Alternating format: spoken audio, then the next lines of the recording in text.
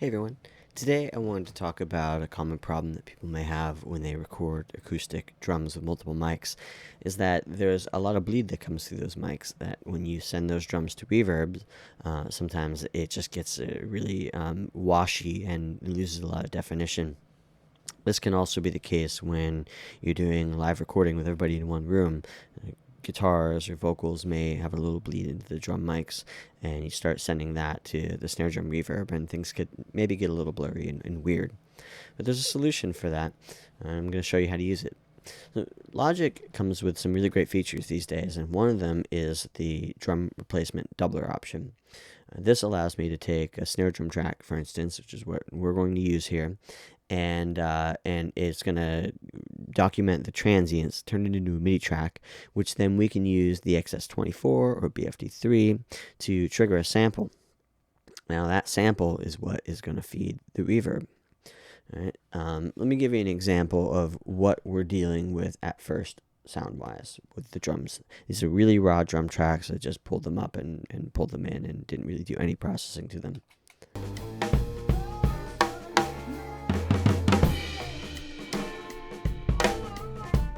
You can hear there's a lot of bleed in those mics. Here's the snare drum.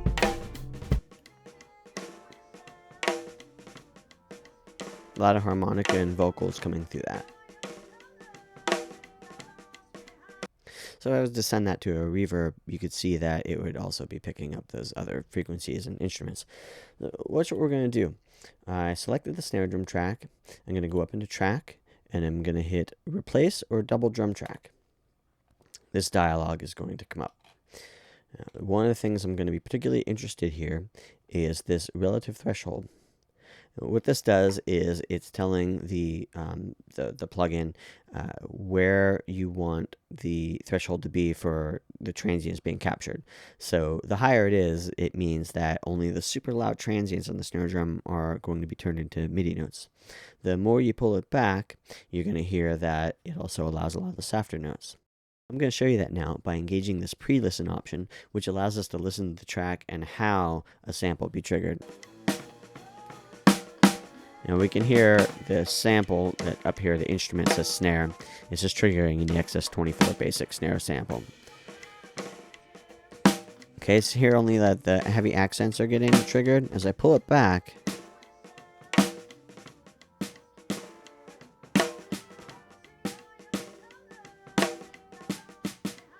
alright, so I kind of liked it up here.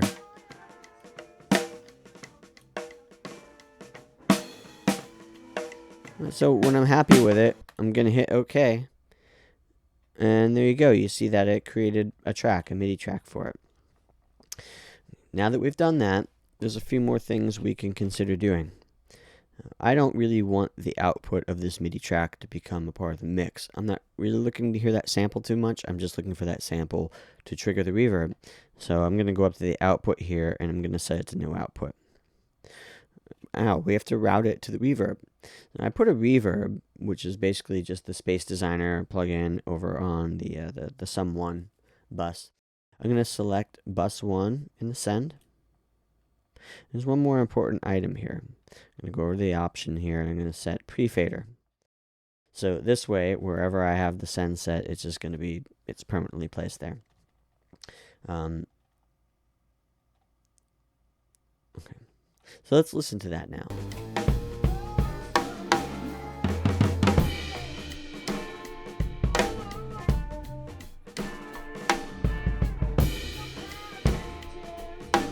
Let's just listen to the snare drums together.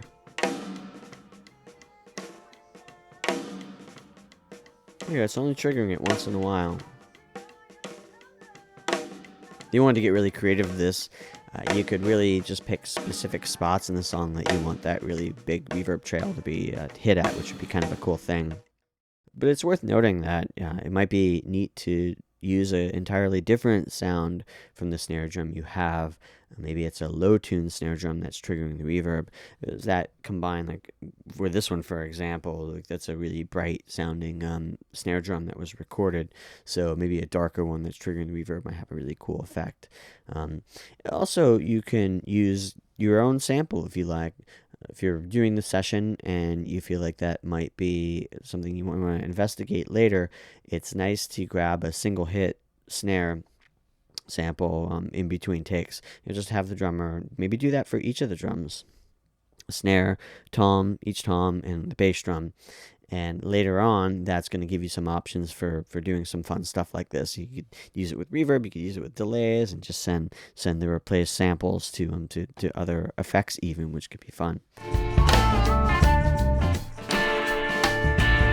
Your past is itching, twitching.